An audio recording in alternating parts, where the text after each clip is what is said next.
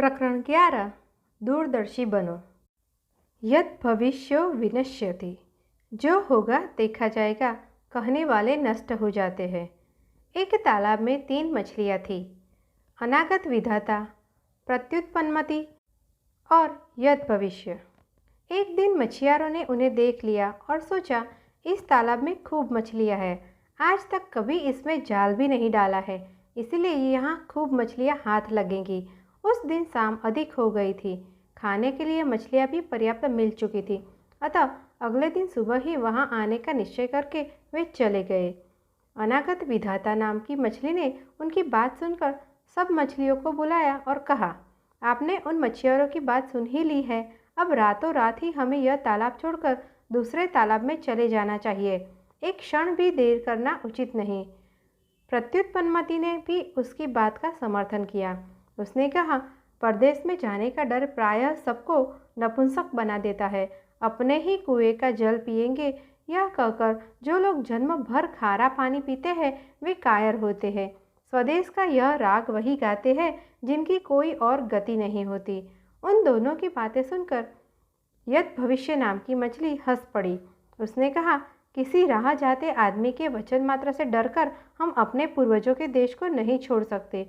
दैव अनुकूल होगा तो हम यहाँ भी सुरक्षित रहेंगे, प्रतिकूल होगा तो अन्यत्र जाकर भी किसी के जाल में फंस जाएंगे। मैं तो नहीं जाती, तुम्हें जाना हो तो जाओ।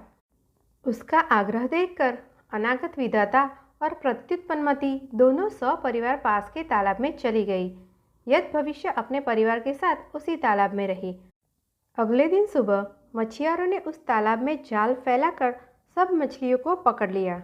इसीलिए मैं कहती हूँ कि जो होगा देखा जाएगा कि नीति विनाश की ओर ले जाती है। हमें प्रत्येक विपत्ति का उचित उपाय करना चाहिए। यह बात सुनकर टिटीहरे ने टिटीहरी से कहा, मैं यत् भविष्य जैसा मूर्ख और निष्कर्म नहीं हूँ, मेरी बुद्धि का चमत्कार देखती जा। मैं अभी अपनी चोंच से पानी बाहर निकालकर समुद्र को सूखा देता हूँ। टिटीहरी बोली, समुद्र के साथ तेरा वैर तुझे शोभा नहीं देता, इस पर क्रोध करने से क्या लाभ। अपनी शक्ति देखकर हमें किसी से वैर करना चाहिए, नहीं तो आग में जलने वाले पतंगे जैसी गति होगी। टिटीहरा फिर भी अपनी चोंचों से समुद्र को सूखा डालने की डींगे मारता रहा। तब टिटीहरी ने फिर उसे मना करते हुए कहा कि जिस समुद्र को गंगा यमुना जैसी सैकड़ों नदियाँ निरंतर पानी से भर रही है, उसे तू अपने बूंद पर उठाने वाली चोंचों से कैसे खाली कर देगा। टिटीहरा तभी भी अपने हठ पर तुला रहा। तब टिटीहरी ने कहा, यदि तूने समुद्र को सुखाने का हठ ही कर लिया है तो अन्य पक्षियों की भी सलाह लेकर काम कर। कई बार छोटे प्राणी मिलकर अपने से बहुत बड़े जीव को भी हरा देते हैं, जैसे चिड़िया, कठफोड़े और मेंढक ने मिलकर हाथी को मार दिया था। टिटीहरी ने पूछा, कैसे। टिटीहरी ने तब चिड़िया और हाथी की यह कहानी सुनाई। प्रकरण 12। 1 और 1 11। बहुनामप्यसाराणां समवायो ही दुर्जयः। छोटे और निर्बल भी संख्या में बहुत होकर दुर्जय हो जाते हैं। जंगल में वृक्ष की एक शाखा पर चिड़ा चिड़ी का जोड़ा रहता था। उनके अंडे भी उसी शाखा पर बने घोंसले में थे। एक दिन एक मतवाला हाथी वृक्ष की छाया में विश्राम करने आया। वहाँ उसने अपनी सूंड में पकड़कर वही शाखा तोड़ दी जिस पर चिड़िया का घोंसला था। अंडे जमीन पर गिरकर टूट गए। चिड़िया अपने अंडों के टूटने से बहुत दुखी हो गई। उसका विलाप सुनकर उसका मित्र कठफोड़ा भी वहां आ गया। उसने शोकातुर चिड़ा चिड़ी को धीरज बांधने का बहुत यत्न किया, किंतु उनका विलाप शांत नहीं हुआ। चिड़िया ने कहा, यदि तू हमारा सच्चा मित्र है तो मतवाले हाथी से बदला लेने में हमारी सहायता कर, उसको मार कर ही हमारे मन को शांति मिलेगी।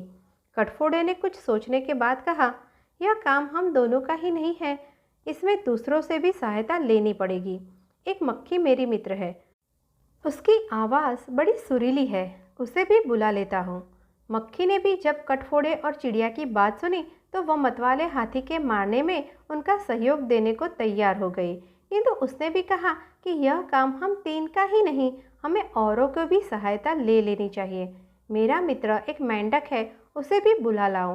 तीनों ने जाकर मेघदान नाम के मेंढक को अपनी दुख भरी कहानी सुनाई। मेंढक उनकी बात सुनकर मतवाले हाथी के विरुद्ध षड्यंत्र में शामिल हो गया। उसने कहा, जो उपाय मैं बतलाता हूँ वैसा ही करो तो हाथी अवश्य मर जाएगा। पहले मक्खी हाथी के कान में वीणा सदृश मीठे स्वर का आलाप करे। हाथी उसे सुनकर इतना मस्त हो जाएगा कि आंखें बंद कर लेगा। कटफोड़ा उसी समय हाथी की आंखों को चोंचे खुबो खुबो कर फोड़ दे। अंधा होकर हाथी जब पानी की खोज में इधर उधर भागेगा तो मैं एक गहरे गड्ढे के किनारे बैठकर आवाज़ करूँगा। मेरी आवाज़ से वह वहाँ तालाब होने का अनुमान करेगा और उधर ही आएगा। वहाँ आकर वह गड्ढे को तालाब समझकर उसमें उतर जाएगा। उस गड्ढे से निकलना उसकी शक्ति से बाहर होगा।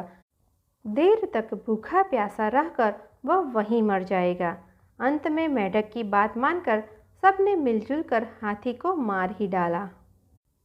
टीटी हरी ने कहा, तभी तो मैं कहती हूँ कि छोटे और निर्बल भी मिलजुल कर बड़े बड़े जानवरों को मार सकते हैं। टीटी हरा बोला, अच्छी बात है, मैं भी दूसरे पक्षियों की सहायता से समुद्र को सुखाने का यत्न करूँगा। यह कहकर उसने बगुले, सारस, मोर आदि अनेक पक्षियों को बुलाकर अपनी दुख कथा सुनाई।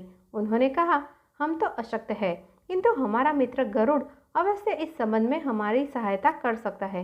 तब सब पक्षी मिलकर गरुड़ के पास जाकर रोने और चिल्लाने लगे, गरुड़ महाराज, आपके रहते हमारे पक्षी कुल पर समुद्र ने यह अत्याचार कर दिया, हम इसका बदला चाहते हैं। आज उसने टीटी हरी के अंडे नष्ट किए हैं, कल वह दूसरे पक्षियों के अंडों को बहा ले जाएगा। इस अत्याचार की रोकथाम होनी चाहिए, अन्यथा संपूर्ण पक्षीकुल नष्ट हो जाएगा। गरुड़ ने पक्षियों का रोना सुनकर उनकी सहायता करने का निश्चय किया। उसी समय उसके पास भगवान विष्णु का दूत आया। उस दूत द्वारा भगवान विष्णु ने उसे सवारी के लिए बुलाया था। गरुड़ ने दूत से क्रोधपूर्वक कहा कि वह विष्णु भगवान को कह दे कि वह दूसरी सवारी का प्रबंध कर ले। दूत ने गरुड़ के क्रोध का कारण पूछा तो गरुड़ ने समुद्र के अत्याचार की कथा सुनाई। दूत के मुख से गरुड़ के क्रोध की कहानी सुनकर भगवान विष्णु स्वयं गरुड़ के घर गए। वहां पहुंचने पर गरुड़ ने प्रणाम पूर्वक विनम्र शब्दों में कहा, भगवान, आपके आश्रय का अभिमान करके समुद्र ने मेरे साथी पक्षियों के अंडों का अपहरण कर लिया है। इसी तरह मुझे भी अपमानित किया है। मैं समुद्र से इस अपमान का बदला लेना चाहता हूँ। भगवान विष्णु बोले, गरुड़, तुम्हारा क्रोध युक्ति युक्त है। समुद्र को ऐसा काम नहीं करना चाहिए था। चलो, मैं अभी समुद्र से उन अंडों को वापस लेकर टीटी हरी को दिलवा देता हूँ। उसके बाद हमें अमरावती जाना है।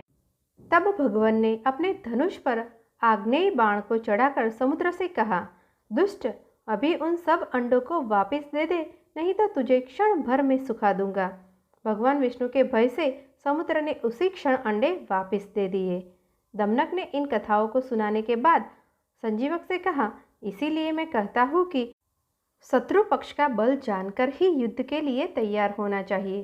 संजीवक ने कहा, दमनक, यह बात तो सच है, किंतु मुझे यह कैसे पता लगेगा कि पिंगलक के मन में मेरे लिए हिंसा के भाव है। आज तक वह मुझे सदा स्नेह की दृष्टि से देखता रहा है। उसकी वक्र दृष्टि का मुझे कोई ज्ञान नहीं है।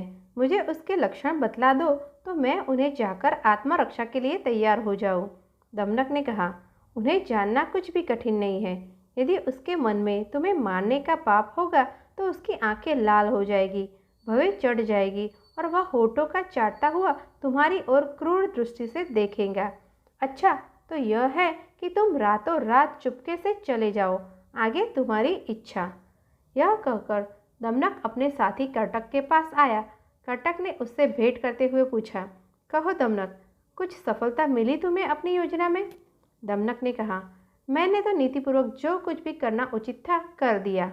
आगे सफलता देव के अधीन है। पुरुषार्थ करने के बाद भी यदि कार्य सिद्धि न हो तो हमारा दोष नहीं। कर्टक बोला, तेरी क्या योजना है? किस तरह नीति युक्त काम किया है तूने? मुझे भी बता। दमनक ने कहा, मैंने झूठ बोलकर दोनों को एक दूसरे का ऐसा बैरी बना दिया है कि वे भविष्य में कभी एक दूसरे का विश्वास नहीं करेंगे। कर्टक ने कहा, यह तूने अच्छा नहीं किया मित्र। तो स्नेही हृदयों में द्वेष का बीज बोना बुरा काम है। दमनक बोला, कर्टक, तू नीति की बातें नहीं जानता, तभी ऐसा कहता है। संजीवक ने हमारे मंत्री पद को हथिया लिया था, वह हमारा शत्रु था। शत्रु को परास्त करने में धर्म अधर्म नहीं देखा जाता, आत्मरक्षा सबसे बड़ा धर्म है। स्वार्थ साधन ही सबसे महान कार्य है। स्वार्थ साधन करते हुए कपट नीति से ही काम लेना चाहिए, जैसे चतुरक ने लिया था। कर्टक ने पूछा, कैसे? दमनक ने तब चतुरक, गीदड़ और शेर की यह कहानी सुनाई। प्रकरण 13, कुटिल नीति का रहस्य। परस्य पीडनम कुर्वन् स्वार्थ सिद्धिं च पंडितः गूढ़बुद्धिर्न लक्ष्येत वने चतुर्को यथा। स्वार्थ साधन करते हुए कपट से ही काम लेना पड़ता है। किसी जंगल में एक व्रजदृष्ट नाम का शेर रहता था।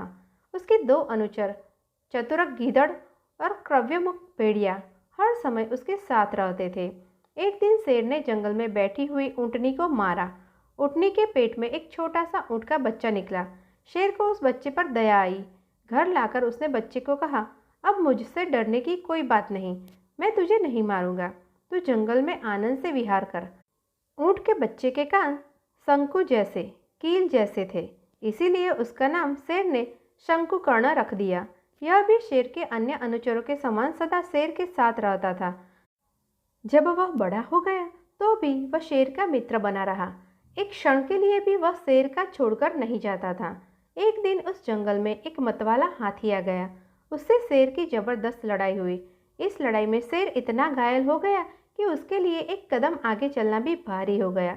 अपने साथियों से उसने कहा कि तुम कोई ऐसा शिकार ले आओ जिसे मैं यहाँ बैठा बैठा ही मार दूँ। तीनों साथी शेर की आज्ञा सुनकर शिकार की तलाश करते रहे, लेकिन बहुत यत्न करने पर भी कोई शिकार हाथ नहीं आया। चतुरक ने सोचा, यदि शंकुकर्ण को मरवा दिया जाए तो कुछ दिनों की निश्चिंतता हो जाएगी, किंतु शेर ने इसे अभय वचन दिया है। कोई युक्ति ऐसी निकालनी चाहिए कि वह वचन भंग किए बिना इसे मारने को तैयार हो जाए। अंत में चतुरक ने एक युक्ति सोच ली। शंकुकर्ण को वह बोला, शंकुकर्ण, मैं तुझे एक बात तेरे लाभ की ही कहता हूँ। स्वामी का भी इसमें कल्याण हो जाएगा। हमारा स्वामी शेर कई दिन से भूखा है। उसे यदि तू अपना शरीर दे दे तो वह कुछ दिन बाद दुगना होकर तुझे मिल जाएगा और शेर को भी तृप्ति हो जाएगी। शंकुकर्ण बोला, मित्र, शेर की तृप्ति में तो मेरी भी प्रसन्नता है। स्वामी को कह दो कि मैं इसके लिए तैयार हूँ, किंतु इस सौदे में धर्म हमारा साक्षी होगा। इतना निश्चित होने के बाद वे सब शेर के पास गए। चतुरक ने शेर से कहा, स्वामी, शिकार तो कोई भी हाथ नहीं आया, सूर्य भी अस्त हो गया। अब एक ही उपाय है, यदि आप शंकुकर्ण को इस शरीर के बदले द्विगुण शरीर देना स्वीकार करें तो वह यह शरीर ऋण रूप में देने को तैयार है। शेर बोला, मुझे यह व्यवहार स्वीकार्य है। हम धर्म को साक्षी रखकर यह सौदा करेंगे। शंकुकर्ण अपने शरीर को ऋण रूप में हमें देगा तो हम उसे बाद में द्विगुण शरीर देंगे।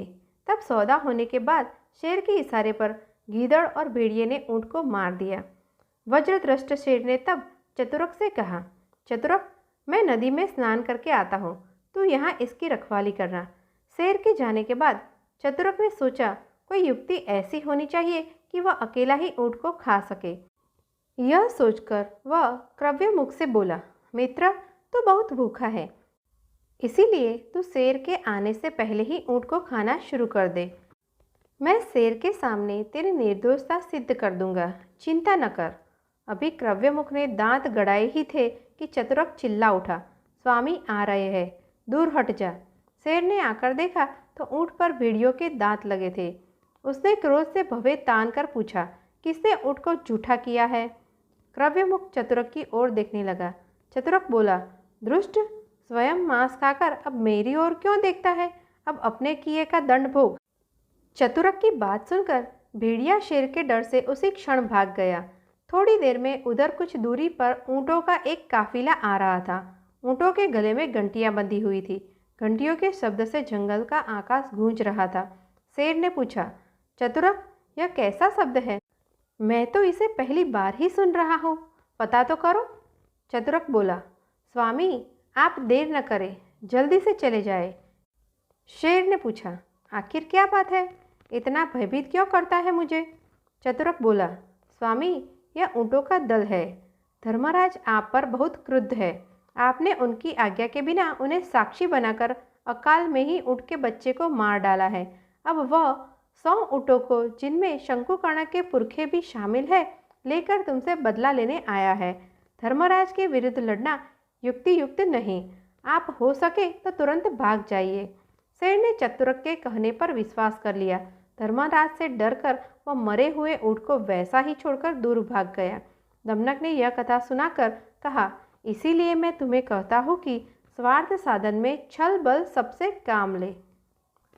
दमनक के जाने के बाद संजीवक ने सोचा, मैंने यह अच्छा नहीं किया जो शाकाहारी होने पर एक मांसाहारी से मैत्री की, किंतु अब क्या करूं? क्यों न अब फिर पिंगलक की शरण जाकर उससे मित्रता बढ़ाऊं। दूसरी जगह अब मेरी गति भी कहाँ है?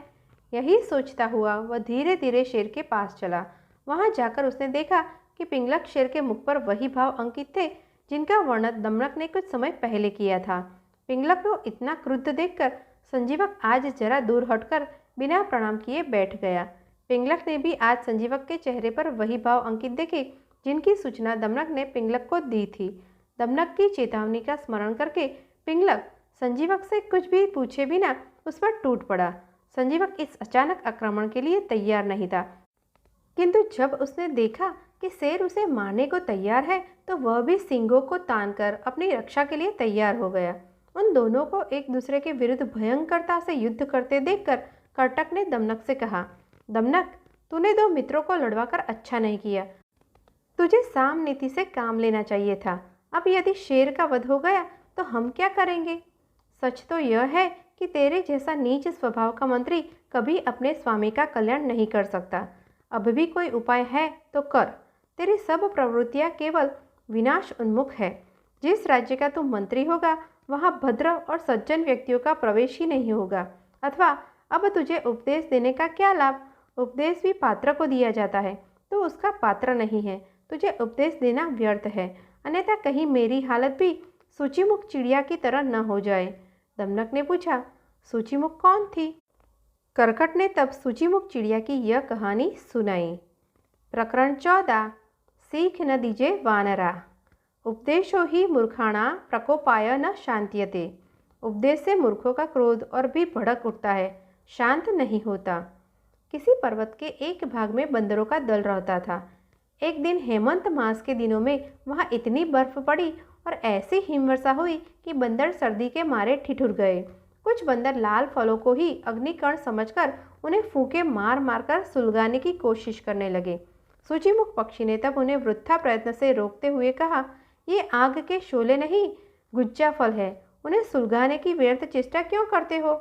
अच्छा तो यह है कि कहीं गुफा कंदरा देखकर उसमें चले जाओ, तभी सर्दी से रक्षा होगी। बंदरों में एक बूढ़ा बंदर भी था। उसने कहा, सूचीमुख, इनको उपदेश न दे, ये मूर्ख है। तेरे उपदेश को नहीं मानेंगे, बल्कि तुझे पकड़कर मार डालेंगे। वह बंदर यह कह ही रहा था कि एक बंदर ने सूचीमुख को उसके पंखों से पकड़कर झकझोर दिया। इसीलिए मैं कहता हूँ कि मूर्ख को उपदेश देकर हम उसे शांत नहीं करते और भी भड़काते हैं। जिस चीज़ को उपदेश देना स्वयं मूर्खता है। मूर्ख बंदर ने उपदेश देने वाली चिड़िया का घोंसला तोड़ दिया था। दमनक ने पूछा, कैसे? कर्टक ने तब बंदर और चिड़िया की यह कहानी सुनाई। प्रकरण 15। शिक्षा का पात्र। उपदेशो न दातव्यो यादृशे तादृशे जने। जिस चीज को उपदेश देना उचित नहीं। किसी जंगल के एक घने वृक्ष की शाखाओं पर चिड़ा चिड़ी का एक जोड़ा रहता था। अपने घोंसले में दोनों बड़े सुख से रहते थे। सर्दियों का मौसम था। एक दिन हेमंत की ठंडी हवा चलने लगी और साथ में बूंदाबांदी भी शुरू हो गई। उस समय एक बंदर बर्फीली हवा और बरसात से ठिठुरता हुआ उस वृक्ष की शाखा पर आ बैठा।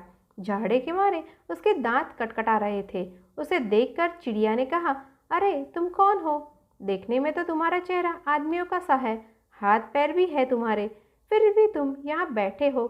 घर बनाकर क्यों नहीं रहते?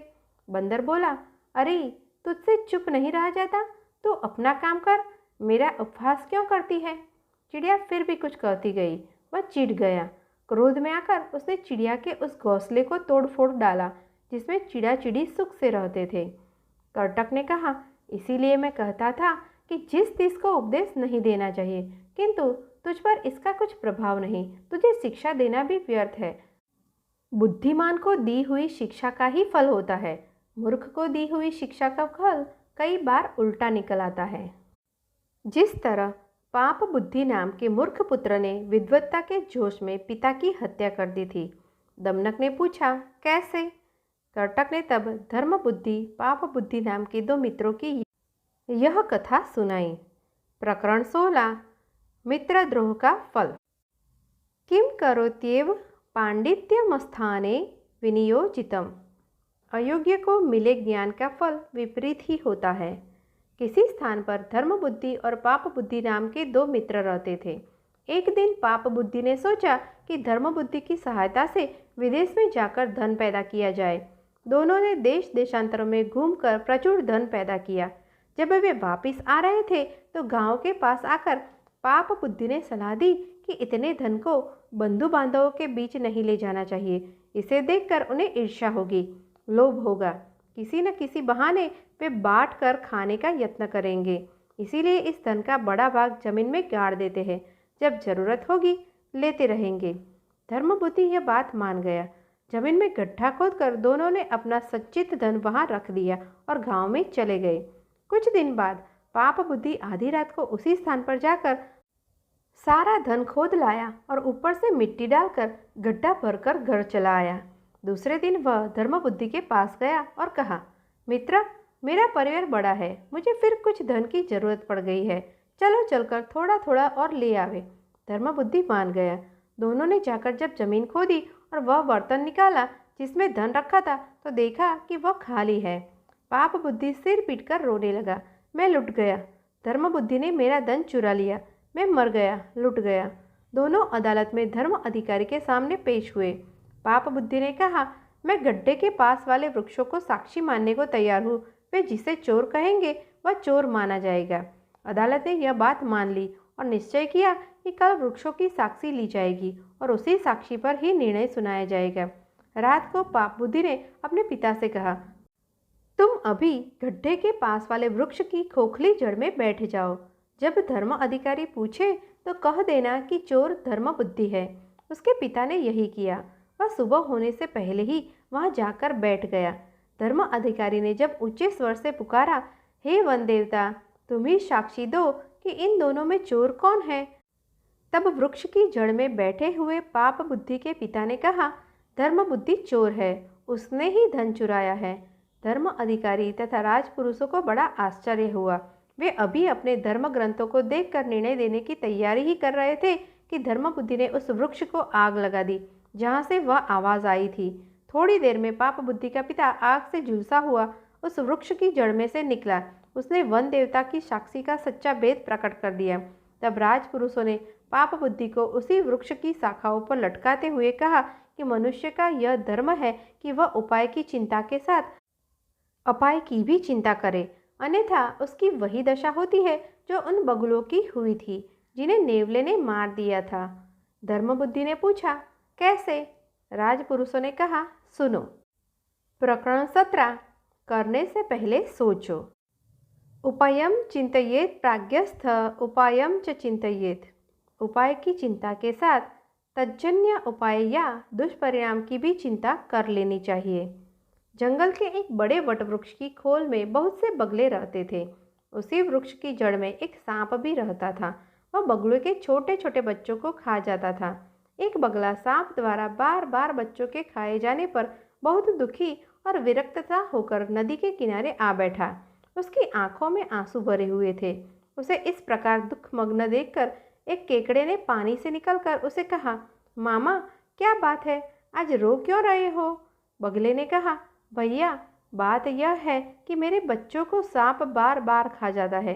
कुछ उपाय नहीं सूझता। किस प्रकार सांप का नाश किया जाए? तुम ही कोई उपाय बताओ। केकड़े ने मन में सोचा, यह बगला मेरा जन्म वैरी है।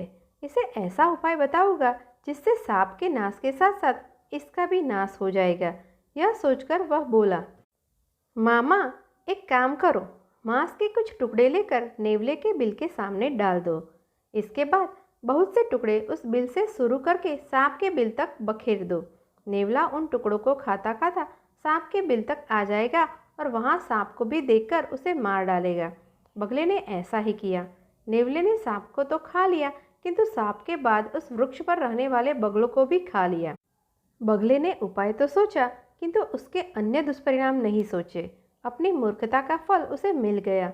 पाप बुद्धि ने भी उपाय तो सोचा किंतु अपाय नहीं सोचा। कर्टक ने कहा, इसी तरह दमनक, तूने भी उपाय तो किया किंतु अपाय की चिंता नहीं की। तू भी पाप बुद्धि के समान ही मूर्ख है।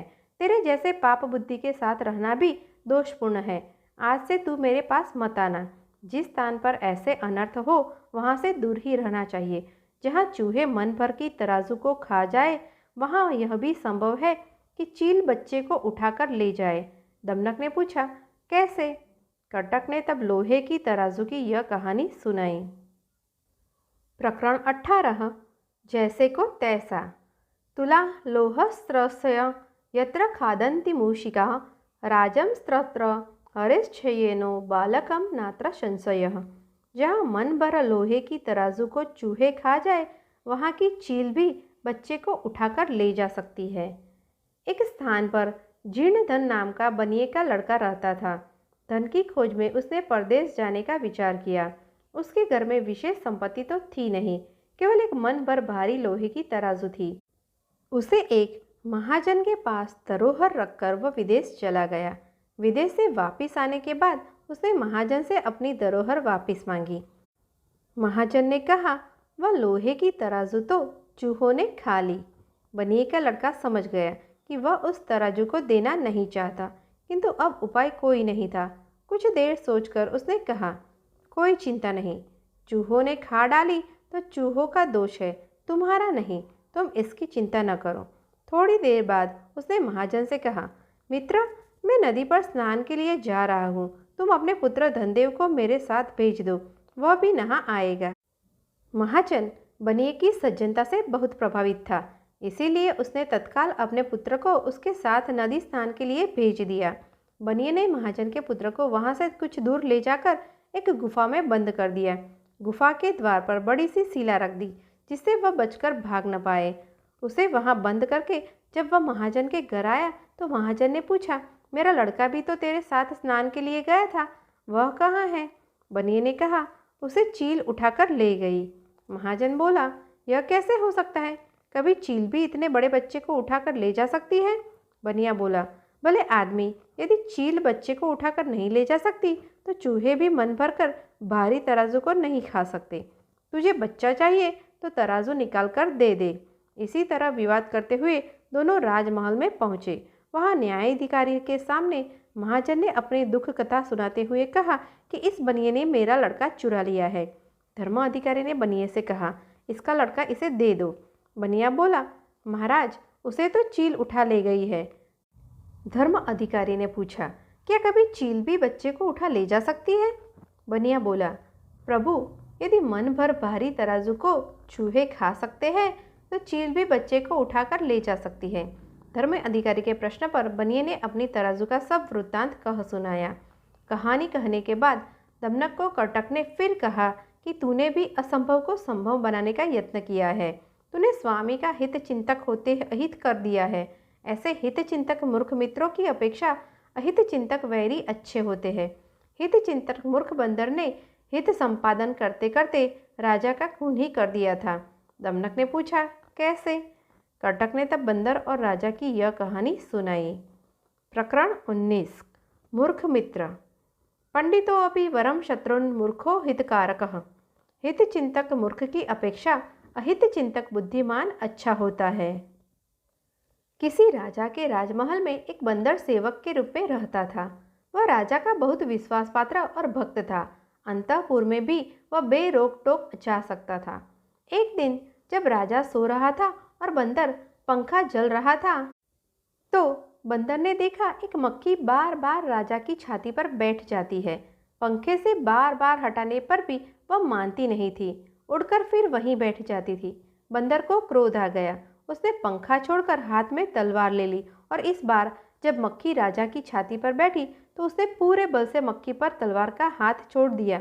मक्खी तो उड़ गई, किंतु राजा की छाती तलवार की चोट से 2 टुकड़े हो गई। राजा मर गया। कथा सुनकर कर्टक ने कहा, इसीलिए मैं मूर्ख मित्र की अपेक्षा विद्वान शत्रु को अच्छा समझता हूँ। इधर दमनक कर्टक बातचीत कर रहे थे, उधर शेर और बैल का संग्राम चल रहा था। शेर ने थोड़ी देर बाद बैल को इतना घायल कर दिया कि वह जमीन पर गिरकर मर गया। मित्र हत्या के बाद पिंगलक को बड़ा पश्चाताप हुआ, किंतु दमनक ने आकर पिंगलक को फिर राजनीति का उपदेश दिया। पिंगलक ने दमनक को फिर अपना प्रधानमंत्री बना लिया। दमनक की इच्छा पूरी हुई। पिंगलक दमनक की सहायता से राज्य कार्य करने लगा। प्रथम तंत्र समाप्त।